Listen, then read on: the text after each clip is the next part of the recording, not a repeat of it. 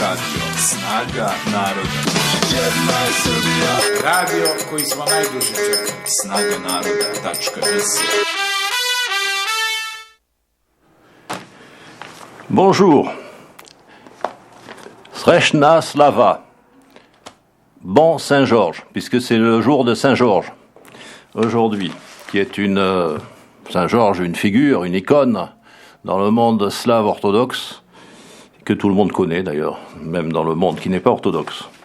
Bonjour, c'est une nouvelle émission. Je suis Yves Bataille, un Français installé à Belgrade, et à qui l'on a proposé, à qui la radio Snaga naroda, Force du Peuple, a proposé une émission de géopolitique. Donc on va essayer de la faire. Tout de suite, je signale qu'on pourra appeler et poser des questions.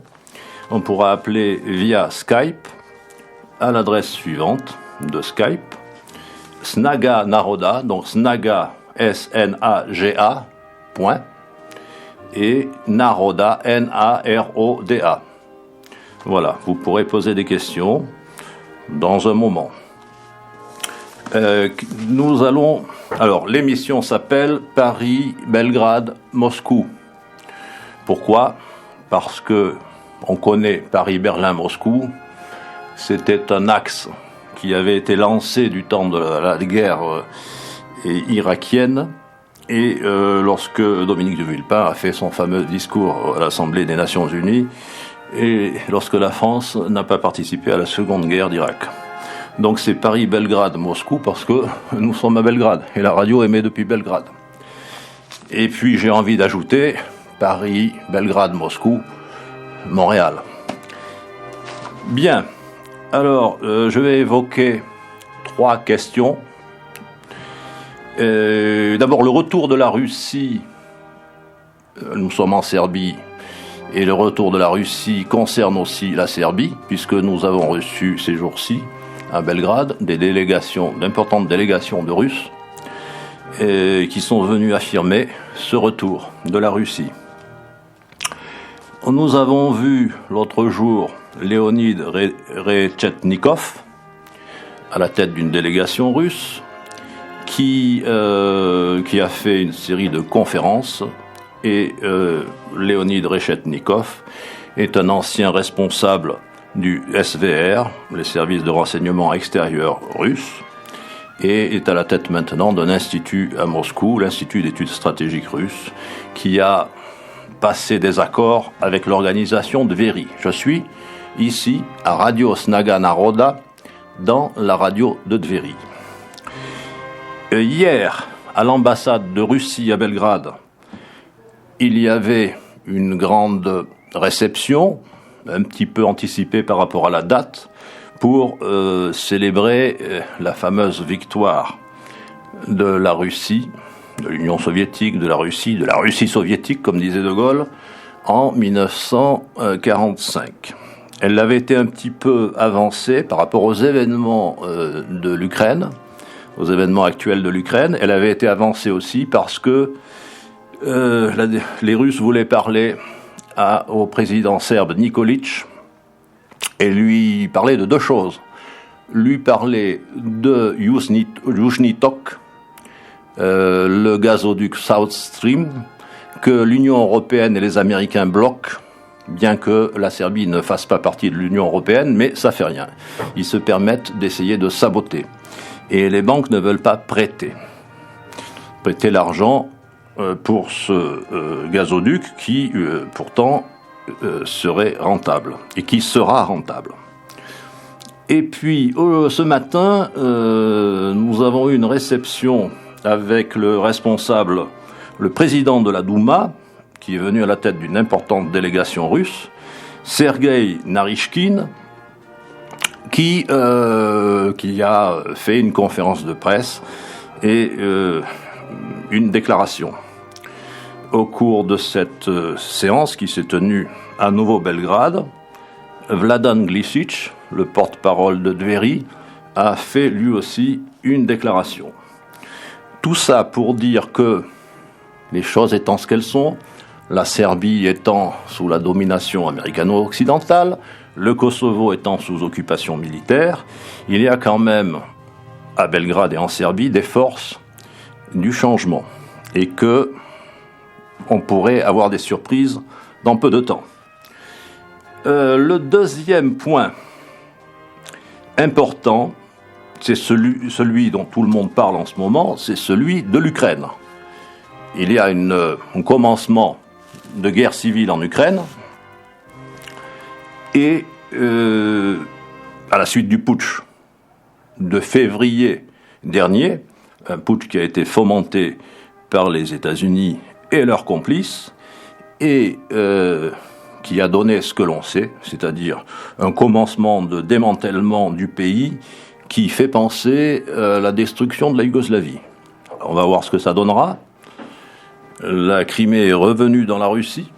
Elle avait été dans la Russie jusqu'en 1954, quand Khrouchtchev a offert à l'Ukraine, à la dite Ukraine, la Crimée, un peu comme le conseil privé de la reine d'Angleterre au Canada avait offert le Labrador à Terre-Neuve. La situation en Ukraine, vous la connaissez. Dans l'est du pays, dans le Donbass, c'est la guerre.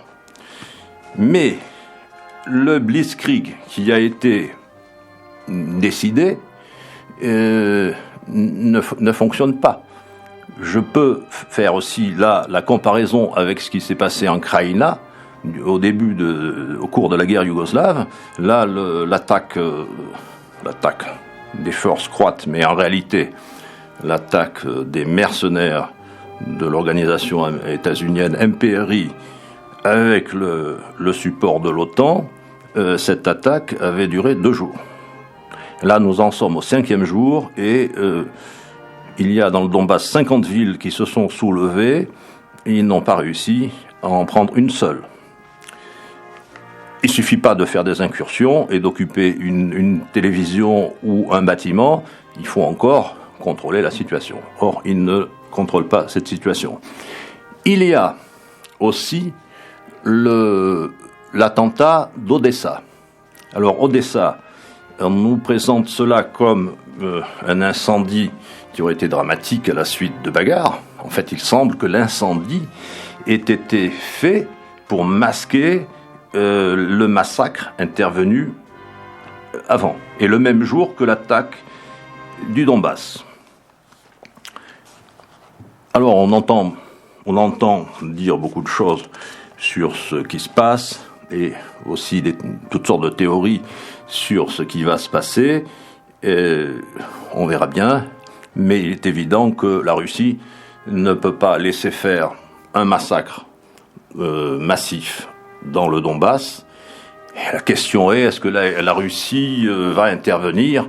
Eh bien, la Russie, elle interviendra d'une manière ou d'une autre, mais peut-être pas de la manière classique, de la manière à laquelle on pense. Il est évident que la Russie intervient déjà parce que il y a des volontaires russes dans le Donbass, comme il y en avait en Crimée. Et quelle différence y a-t-il entre un cosaque et d'autres gens ? C'est difficile à dire. Bien, il est évident que la Russie doit aider le peuple de la République de Donetsk et des républiques de Lugansk et des républiques qui verront le jour dans les semaines qui viennent. Le 11 mai, il y a un référendum pour l'indépendance et l'association ou le rattachement à la Russie, l'association avec la Russie et avec la Biélorussie. Le 11 mai, c'est dans 5 jours. Donc d'ici là, on va voir ce qui va se passer. Je vais aborder les réactions et le traitement par la presse occidentale de cette affaire dramatique ukrainienne. En attendant, une musique, une chanson.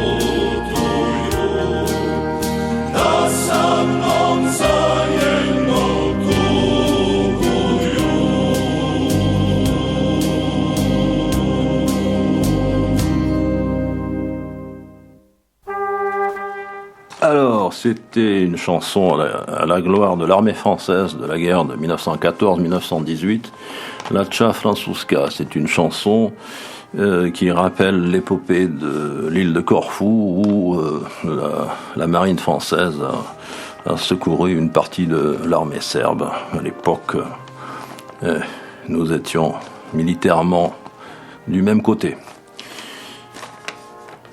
Donc j'en viens... Vous écoutez d'abord Radio Snaga Naroda, Radio Force du Peuple, et en français, une émission en français intitulée Paris, Belgrade, Moscou, et destinée à la géopolitique et aux francophones.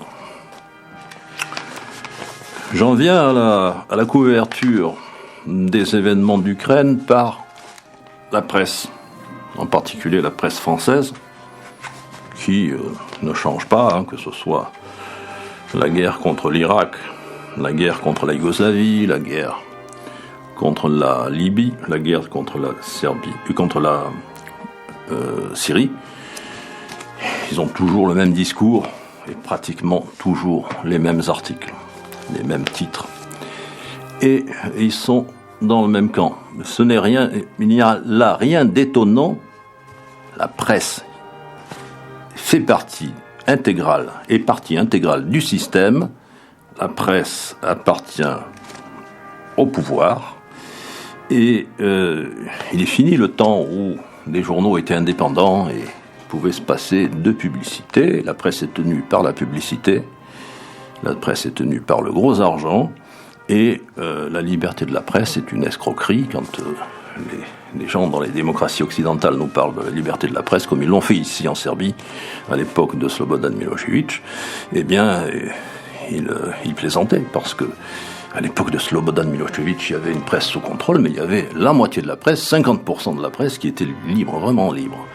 Et qu'est-ce qu'on a vu après, avec l'installation du parti unique des mouvements soi-disant démocrates? Eh bien, on a vu une presse totalement sous contrôle. Aujourd'hui, en Serbie, plus de 90% des journaux sont sous le contrôle du pouvoir, c'est-à-dire de l'ambassade des États-Unis. J'ai sous les yeux quelques titres que j'ai notés de la presse française à propos des événements d'Ukraine. L'Express. Des voix pro-russes s'élèvent en France. Ah, c'est pas bien, des voix pro-russes en France. Eh bien, il y en a, effectivement. L'Express, de citer Jean-Pierre Chevènement, évidemment, l'ami de BHL, Jean-Luc Mélenchon, qui, à certains moments, dit des choses intéressantes, et Marine Le Pen, même chose. Et ces gens font remarquer que la France n'a aucune raison de s'attaquer à la Russie dans l'affaire ukrainienne, que l'intérêt de la France, c'est de défendre les Français, c'est de défendre une position indépendante et de ne pas être la voix de son maître, la voix de l'Amérique. 20 minutes, alors le journal 20 minutes, qui est un journal gratuit, qui appartient au système, ce sont des groupes de presse. Le conflit peut-il dégénérer en guerre civile? Non, en guerre mondiale. Alors, oui, on parle de guerre mondiale ces temps-ci. Chaque fois qu'il y a un conflit, on parle de guerre mondiale. C'est un titre ronflant. D'autres journaux posent la question, est-ce que nous allons vers la guerre civile? La guerre civile, apparemment, en Ukraine, on y est déjà. Donc la question est un peu en retard. Huffington Post. Huffington Post, alors ça, c'est un machin international qui est dirigé... La version française est dirigée par Anne Sinclair, l'ancienne femme de Dominique Strauss-Kahn. Il existe aussi une version québécoise de Huffington Post. Alors le titre, c'est Vladimir Poutine atteindra ses objectifs sans traverser la frontière selon l'OTAN.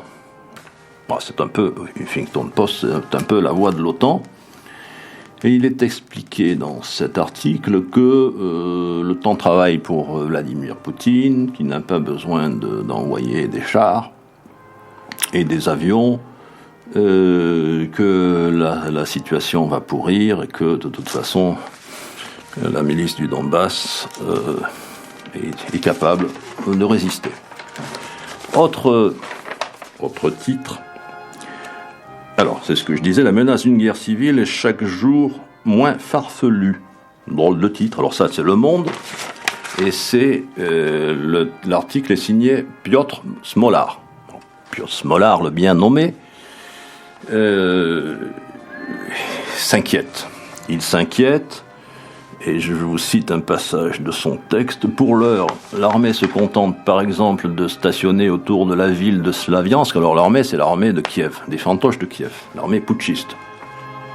En fait, il n'y a pas d'armée de Kiev, il y a une armée de mercenaires, et il y a quelques Ukrainiens, mais l'armée elle-même, elle est défaite. La marine est dans l'eau, récupérée par les Russes, et l'aviation quasi inexistante, les hélicoptères font des chutes, et une partie des soldats a déserté. Donc il appelle ça l'armée, Piotr Smolar.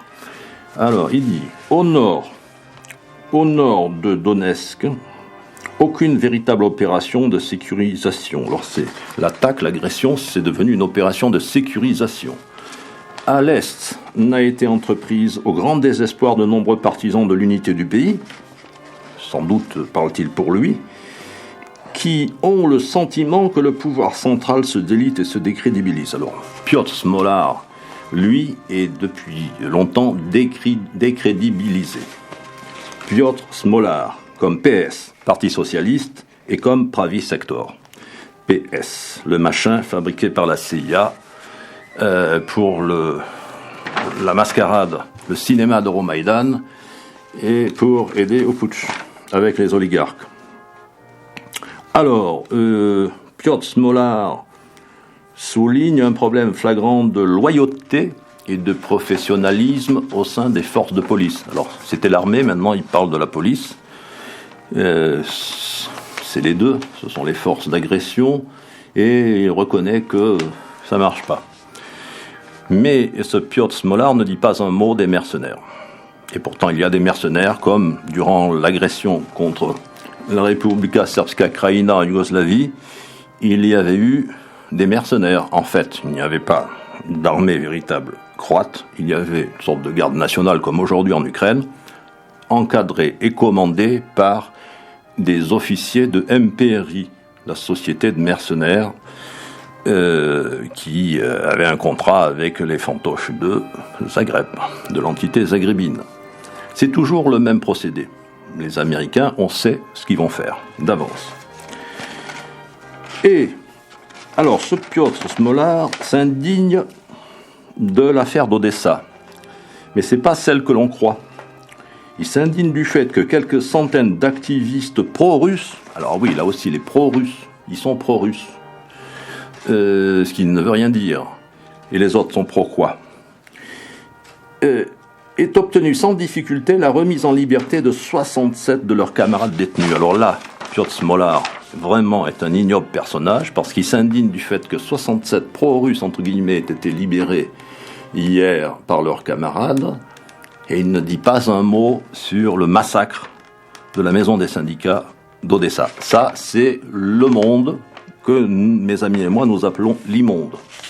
L'immonde de Paris. Au passage, la France a un président qui s'appelle Hollande, qui porte un nom étranger, Monsieur Hollande.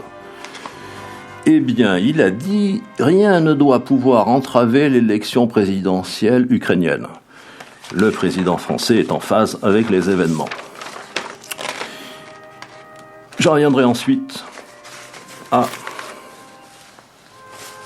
une autre question. En attendant, musique.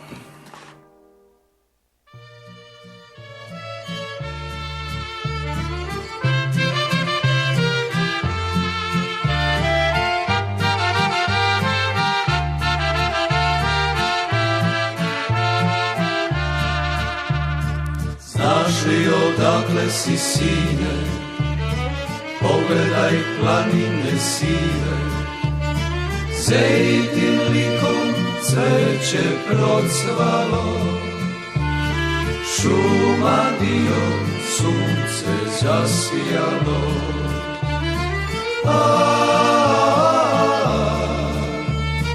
Ovo je Srbija, govore grobovi ratnika i slavnog vremena.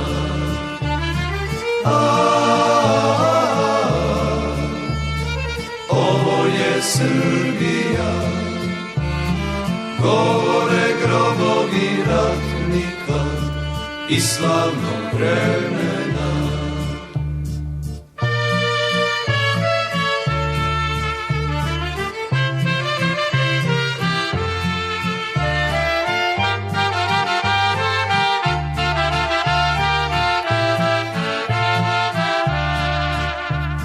Cvetovi kao od vina pevaju pesme davnina, odjekuje kao nekada kraj Drine sa cvetnih livada.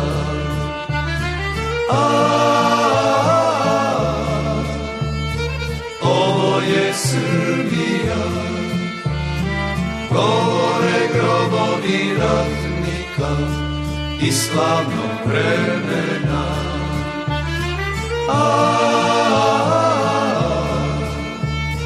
Ovo je Srbija, govore grobovi ratnika i slavnog vremena.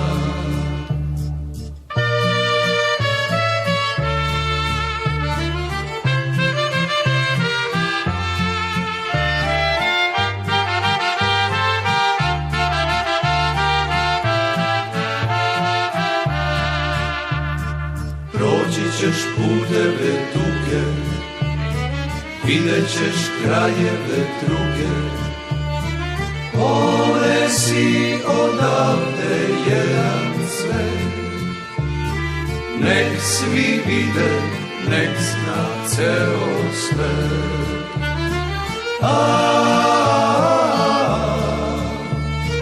Ovo je Srbija, govore grobovi ratnika i slavnog vremena.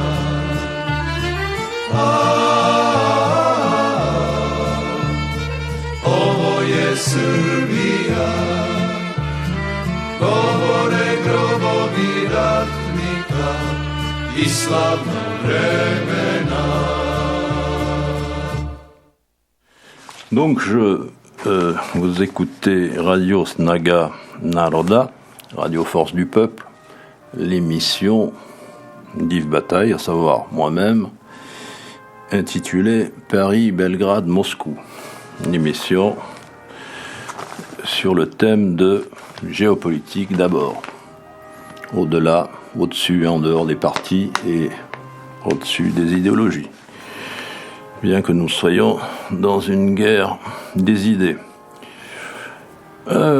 Encore quelque chose sur un article dans la presse française, dans Nouvel Observateur, qui n'est pas piqué des vers, comme on dit en français, sur Alexandre Douguine. Alors Alexandre Douguine, c'est la figure qui monte, dont on parle de plus en plus. La revue américaine Foreign Affairs lui a consacré un article. Et Foreign Affairs, c'est quand même l'organe du Council on Foreign Relations, la coupole du mondialisme. Et on dit que ce sont ces gens qui décident de la politique étrangère des États-Unis. Donc un article sur Alexandre Douguine qui serait le cerveau de Vladimir Poutine. Rien que ça. C'est dans le Nouvel Observateur du 3 mai. Enfin, c'était dans la version papier du 30 avril et ça a été reproduit sur Internet. Donc, Nouvel Obs, c'est signé Vincent Jauvert, qui n'est pas, qui ne fait pas ce genre d'article pour la première fois. En principe, ce genre d'individu fait toujours le même article. Il change les noms et puis voilà, envoyé. Donc Alexandre Douguine, qui est le fondateur de l'idée de l'eurasisme, du continentalisme, l'idée que la Russie qui est un môle continental face à l'atlantisme, doit développer ses forces pour libérer non seulement la Russie, mais encore le continent eurasiatique, la Russie étant elle-même eurasiatique, puisqu'elle est à cheval sur l'Europe et à travers l'Oural sur l'Asie, donc c'est ce qu'on appelle l'Eurasie, face à l'atlantisme et au projet d'intégration euro-atlantique ou atlantiste qui est, en fait, pour nous, Européens de l'Ouest, moi je suis français, donc je suis un Européen de l'Ouest, et même dans le cadre de la petite Europe, notre désintégration. Car nous avons, en 1945, nous sommes libérés d'une l'occupation allemande nazie, mais nous ne nous sommes pas libérés de l'occupation, nous avons changé d'occupant. Nous avons eu les Anglo-Américains et leur cohorte de collabos. Voilà. Alors à la faveur de la déliquescence de l'Union soviétique, de l'implosion soviétique, ces gens ont pensé pouvoir mener leur action vers l'Est, et ils s'appuient pour cela sur une force militaire, sur un pacte militaire qui s'appelle l'OTAN. Le pacte de Varsovie a disparu, mais l'OTAN a été maintenue et s'est même renforcée. Et la guerre yougoslave a servi à ça, à pousser l'OTAN vers l'Est. La guerre yougoslave a été un laboratoire, le laboratoire des guerres ultérieures. Et les guerres ultérieures furent la guerre contre la Libye, la guerre contre la Syrie, et maintenant la guerre, si l'on compte, du moins en Ukraine. La guerre contre la Russie, car la guerre qui se profile en Ukraine est une guerre contre la Russie. Et d'ailleurs, toutes les guerres antérieures étaient des guerres contre la Russie.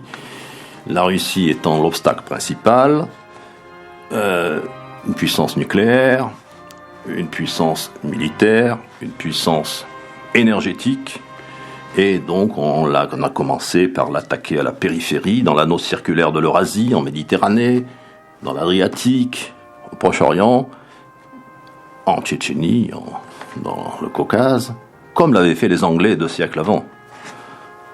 Et maintenant, on essaie de se rapprocher d'elle pour l'attaquer par peuple interposé. Car les Américains font toujours la guerre chez les autres. Les Américains ont choisi notre Europe comme champ de bataille, comme principal champ de bataille. Et ça, les Européens qui collaborent avec les Américains sont des criminels. Parce qu'ils favorisent cette tendance. Donc, l'article sur Douguine et contre Douguine nous explique que Alexandre Douguine, le chantre du fascisme panslave, rien que ça, l'eurasisme n'a rien à voir avec le panslavisme, ça peut se recouper, mais c'est quelque chose de différent. Ça ne s'adresse pas uniquement aux Slaves, et est un conseiller occulte du Kremlin. Alors, conseiller occulte, ce sont ces gens qui en permanence sont en train de dénoncer les théories de la conspiration. Alors là, il y va droit. Conseiller occulte du Kremlin, son but, dit ce monsieur Vincent Jauvert, annexer une partie de l'Ukraine et reconstituer l'Empire russe. Rien que ça, Douguine est qualifié de chantre de Mussolini et de l'orthodoxie. Alors je ne vois pas le rapport. Il est le cerveau du président russe et le Raspoutine de Poutine. Évidemment, ça sonne, donc c'est facile. On ignore si les deux hommes se voient souvent. Ça, c'est rigolo. Question stupide. Il reprend là Mara Gell-Mann. Mara Gell-Mann, c'est le monsieur qui a fait un texte dans Foreign Affairs, l'organe du CFR. Mais à l'évidence, poursuit Vincent Jauvert, l'influence de Douguine est considérable, surtout depuis quelques mois. Dans ses derniers discours, le président adopte sa thématique et même sa phraséologie. Et il poursuit, c'est effrayant. Alors donc, Vladimir Poutine n'a pas de cerveau, il n'a pas d'idée, il n'a pas de vocabulaire. Si on écoute ce plumitif. De fait, c'est bien son idéologie radicale, rouge-brune, qui inspire aujourd'hui l'action extérieure et intérieure du pouvoir russe. Et alors ça, c'est à encadrer. Il faut donc écouter Alexandre Douguine pour comprendre vers quel funeste destin le Kremlin veut entraîner son pays et toute l'Europe.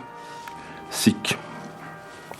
Alors, Jauvert, toujours, nous l'avons rencontré pour la première fois en septembre 2008. Alors, ça remonte assez loin, ça. Bon, il continue son blabla. Et dès que Poutine redevient président en mai 2012, les ultranationalistes, alors ça c'est un qualificatif qui est utilisé quand il s'agit de nuire, mais les ultranationalistes de Galicie, un peu comme hier les Oustachis, les néo-Oustachis de Croatie, eux, ne sont pas qualifiés d'ultranationalistes.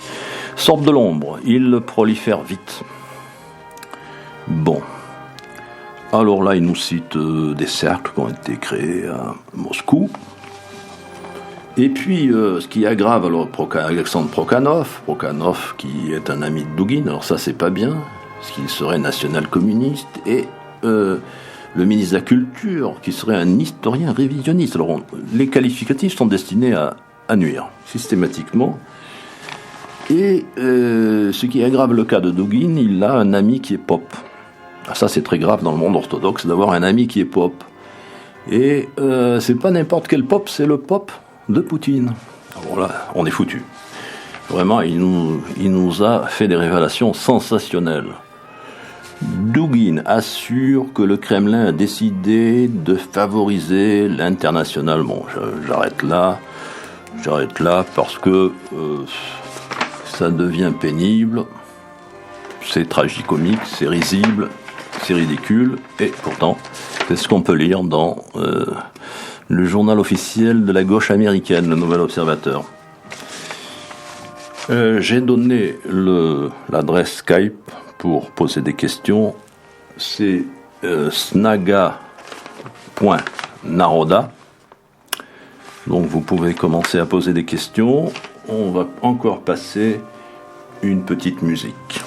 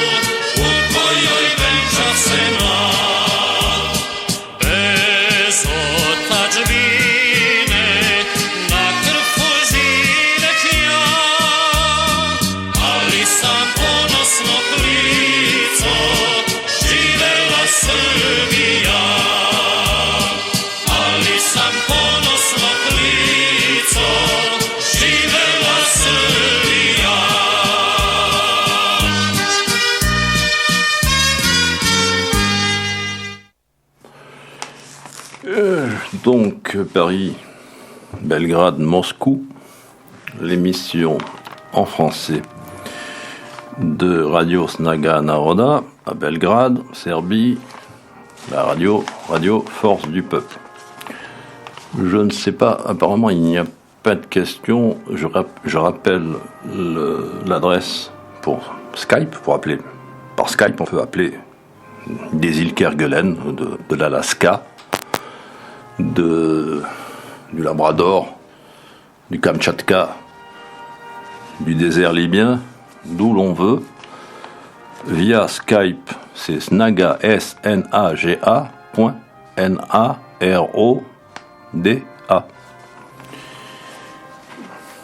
J'en profite donc, puisqu'il n'y a pas de questions, Emma? Non. Alexandra, qui est en face. Bon. Un certain Carl Bildt. Alors, peut-être qu'on ne connaît pas bien Carl Bildt en France, au Québec, en Belgique ou en Suisse, en Italie ou ailleurs.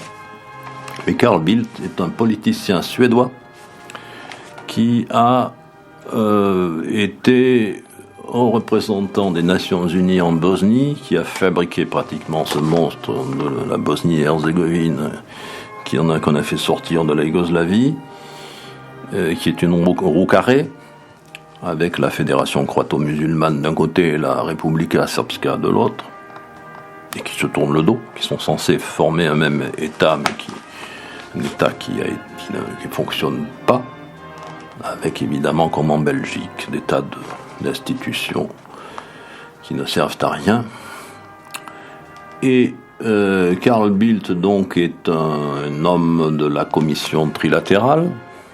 Il est invité aux conférences de Bilderberg.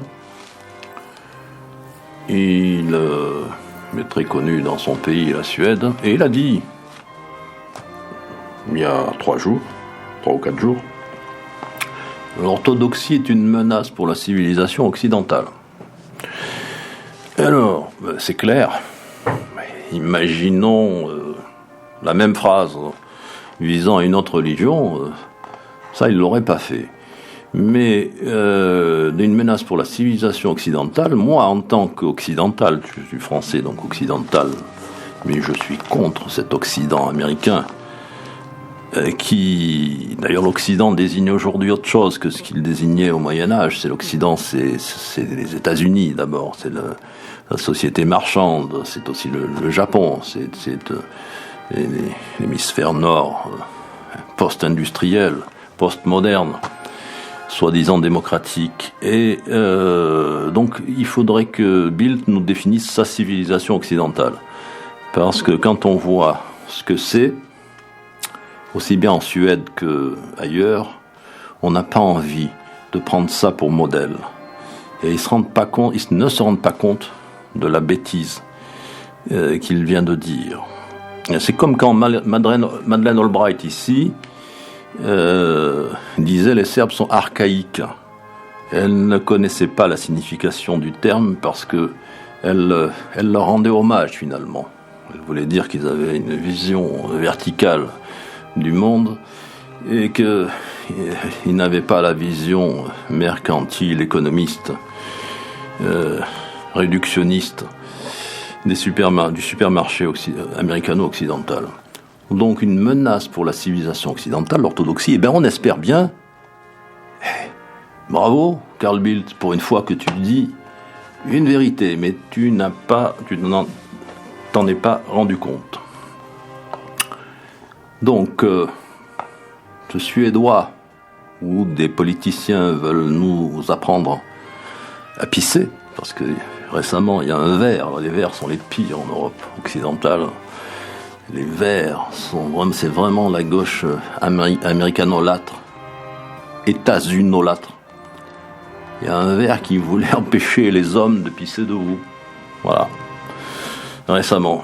Bon, finalement, c'est pas passé parce que c'était tellement ridicule, mais enfin, c'est ce genre d'idées venant de Suède. Je signale au passage que la plupart des organismes de défense des droits de l'homme qui viennent nous emmerder ici dans la région viennent des pays nordiques, des pays de ces monarchies du nord de l'Europe, de ces vikings dégénérés qui donnent des leçons au reste du monde, qui donnent des leçons aux gens du Sud.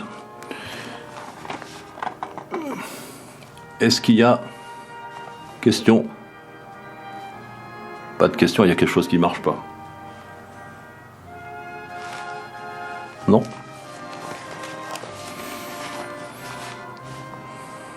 Après on dira on a essayé de vous joindre et puis on n'a pas réussi. Il y a uniquement Skype pour poser les questions. Samo Skype? Là? Bon. Alors, je vais parler à quelqu'un et musique.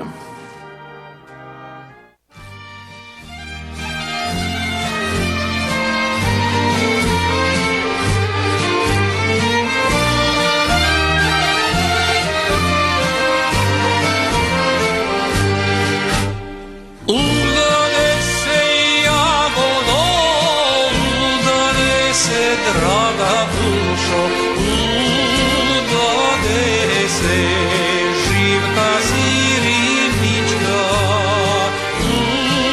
udade se živka sirinička, udade se jagodo, udade se draga dušo, udade se za Đorđa Đakovca, udade se za Đorđa Đakovca.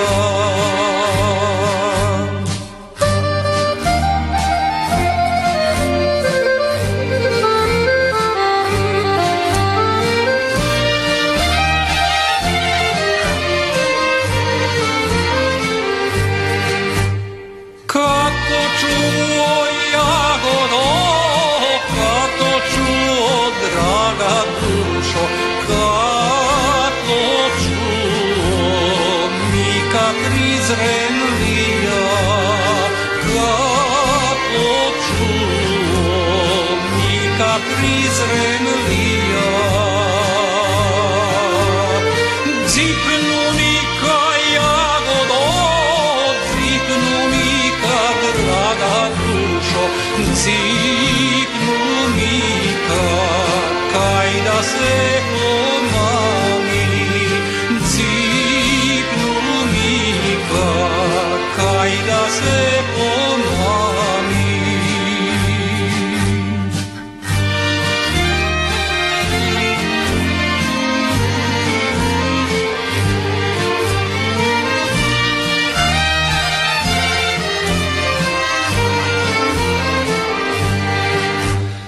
Pa otide jagodo, pa otide draga dušo, pa otide pred živkina vrata, pa otide pred živkina vrata.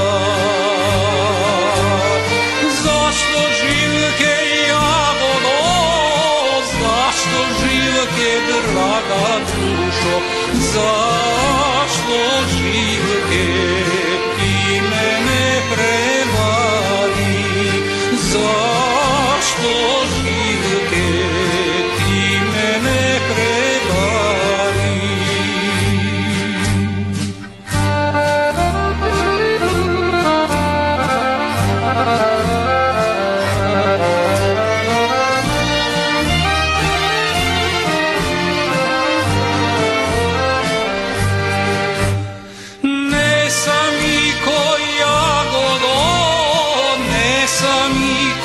Draga dušo, nesam niko, ja tebe varala, nesam niko, ja tebe varala.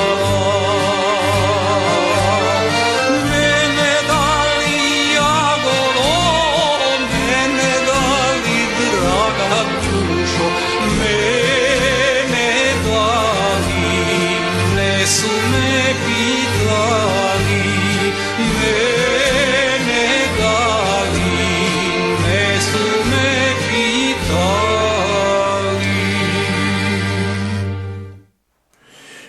Oui, alors je m'attendais à des questions, puis elles ne viennent pas, donc soit personne dire qu'elle a posé de questions, soit il y a quelque chose qui ne fonctionne pas, on verra, parce que ça, c'est la première émission, et donc on verra pour la technique. Je en profite pour parler de l'OSCE, parce qu'on a parlé de l'autre jour de l'OSCE, la mission de l'OSCE dans l'est de l'Ukraine. Des gens ont été arrêtés, on a dit que ce sont des des espions, où il y a des espions dans l'OSCE. Après, l'OSCE a dit non, c'est pas des gens de l'OSCE. Donc tout ça est brouillé. Mais l'Organisation pour la sécurité et la coopération en Europe est connue pour avoir servi de couverture à des actions d'espionnage, en particulier au Kosovo. Juste avant les bombardements contre la République fédérale de Yougoslavie, Serbie et Monténégro, on a envoyé, la communauté internationale, entre guillemets, a envoyé une mission d'observateurs qui n'ont pas fait qu'observer, mais dont le chef n'était autre que un agent américain, dénommé William Walker, qui distribuait des consignes et des téléphones satellites aux terroristes de l'UCK. Donc, dans les zones de conflit, on a raison de se méfier. Et c'est ce monsieur, William Walker, qui a fait le montage de Ratchak, qui a servi de prétexte pour déclencher les bombardements de l'OTAN. 78 jours de bombardements intensifs de la Serbie et du Monténégro. Et ce monsieur William Walker était un opérateur des services secrets américains et avait opéré au Salvatore au Nicaragua, où il entretenait des escadrons de la mort. Il était instructeur à la SOA, le School of Americas, qui a changé de nom depuis, mais qui existe toujours, et qui entretenait ses commandos. Donc,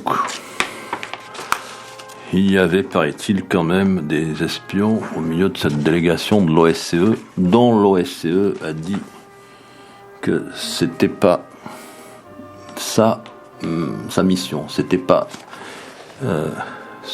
pas ses envoyés. Alors, bon, il y a beaucoup de mensonges, évidemment, dans ce genre de situation. Je regarde, toujours pas de questions. Le fédéralisme. On parle du fédéralisme en Ukraine.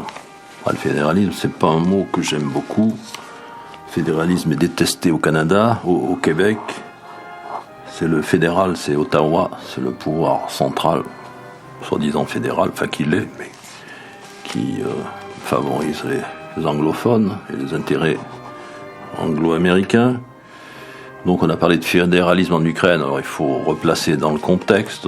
Oui, comme il y avait déjà un parti des régions, alors comme il semble qu'il y ait grosso modo 2 Ukraines, certains ont pensé, enfin la partie russe propose un fédéralisme pour essayer de sauver ce qui peut l'être. Je pense personnellement que c'est trop tard, mais en plus le pouvoir putschiste de Kiev ne veut pas entendre parler de ce fédéralisme, qui signifierait pour lui une partition. Là-dessus, il n'a peut-être pas tort, alors on verra, mais de toute façon, l'Ukraine, telle qu'elle existait avant, c'est fini. L'Ukraine a disparu de la carte géopolitique. C'est maintenant un endroit.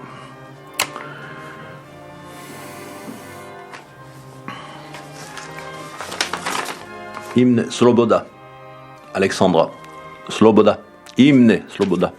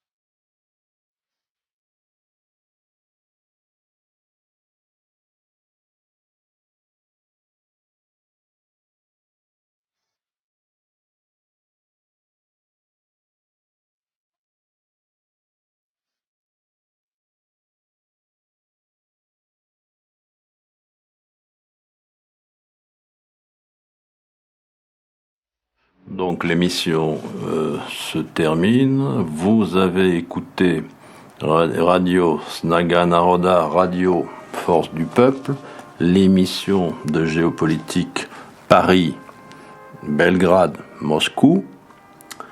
On essaiera d'améliorer la prochaine fois et surtout de répondre. Vous n'hésiterez pas à poser des questions. Je veux dire aussi aux amis serbes ou italiens ou autres qui peuvent poser des questions. Je comprends ces langues, par conséquent, à la limite, on peut même utiliser l'anglais, bien que je n'aime pas, mais on peut parler dans plusieurs langues pour cette émission de géopolitique d'abord. Salut aux auditeurs de tous les pays, de Serbie et de tous les pays, et encore une fois, peut-être encore još jedan pesme, da.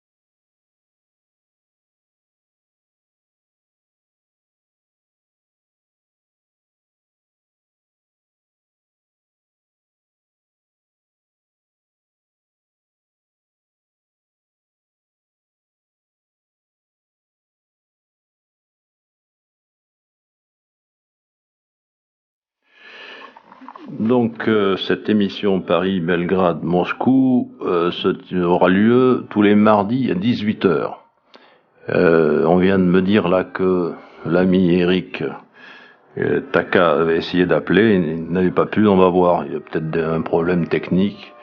On va résoudre cette question. Je salue l'ami en question, qui est un ami d'ailleurs, Facebook. Bien, et les amis d'Unité Continentale aussi, sur Facebook, le groupe Facebook Unité Continentale. À bientôt, à la semaine prochaine. Là, j'ai essuyé les plâtres, si je puis dire. On a fait un test et on va améliorer ça. Salut aux camarades et amis.